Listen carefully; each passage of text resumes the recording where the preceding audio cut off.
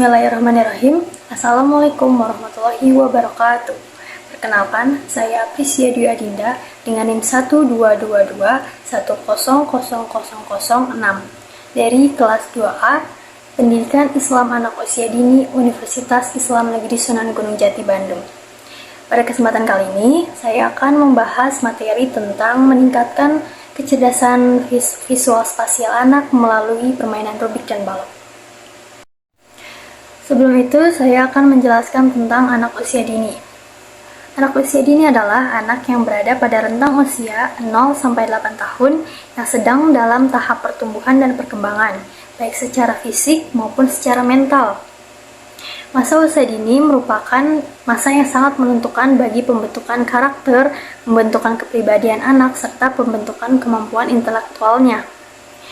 Masa usia dini sering juga disebut dengan istilah masa emas atau golden age, yang dimana pada saat ini seluruh potensi anak akan mengalami perkembangan dan pertumbuhan secara cepat.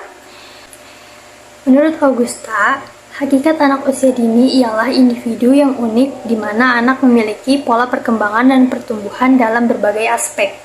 Di antaranya, aspek fisik motorik, aspek kognitif, aspek sosio-emosional, aspek kreativitas, serta aspek bahasa dan komunikasi yang khusus sesuai dengan tahapan yang sedang dilalui oleh anak tersebut.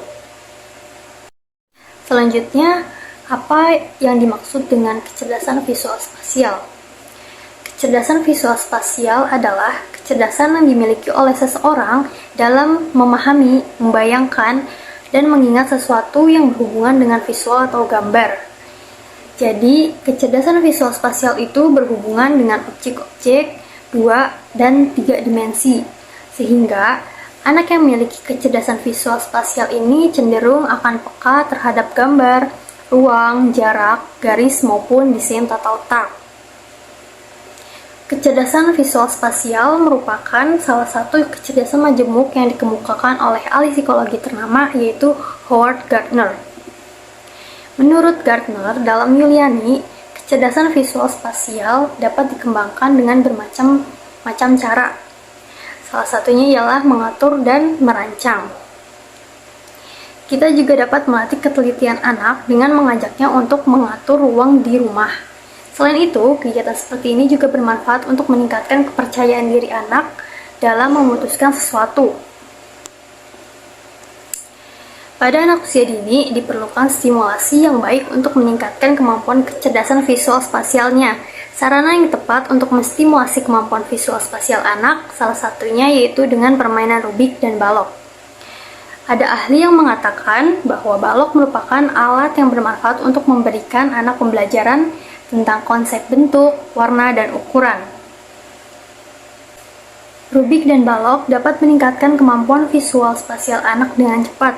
Hal ini dapat menunjukkan bahwa pembelajaran dengan menggunakan permainan rubik dan balok dapat memberikan banyak sekali manfaat pada anak usia dini. Selanjutnya, saya akan menjabarkan manfaat dari bermain rubik dan balok. Yang pertama ada anak cenderung lebih tertarik dan lebih senang melakukan kegiatan pembelajaran menggunakan permainan. Prasetyo menyatakan bahwa bagi anak bermain bukan hanya sekedar kegiatan saja, akan tetapi bermain merupakan salah satu kegiatan dari proses pembelajaran mereka. Lalu manfaat yang kedua dari bermain rubik dan balok ialah meningkatkan kemampuan kognitif anak. Dengan permainan ini, anak diberi kesempatan untuk menggunakan kemampuan kognitifnya dalam membayangkan bentuk yang abstrak menjadi bentuk yang konkret. Selain itu, kemampuan kognitif anak juga akan berkembang ketika anak memikirkan cara untuk menyusun balok-balok dan membangunnya sesuka hati mereka. Kemudian, manfaat yang selanjutnya ialah melatih kemampuan problem solving mereka. Contohnya, ketika bermain rubik, anak akan mencari tahu apa saja gerakan yang memungkinkan untuk menemukan warna yang sama pada satu sisi. Selanjutnya ada memperluas imajinasi anak.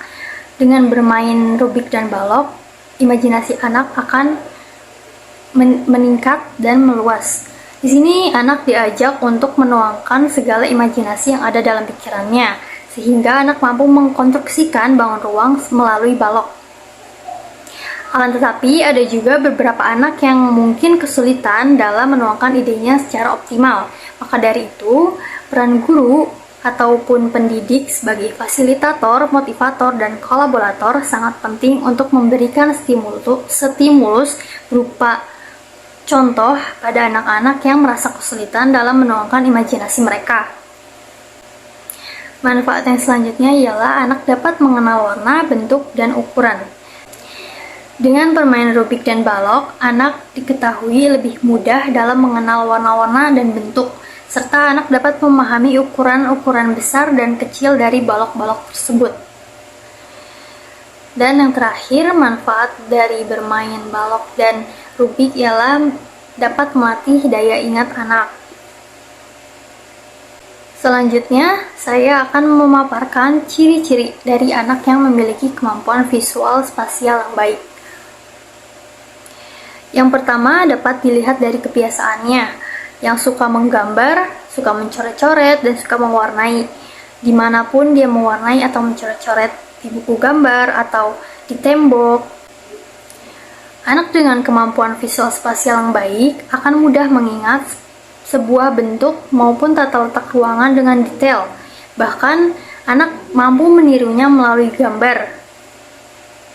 Kemudian, anak dengan kecerdasan ini lebih suka belajar melalui visual atau gambar.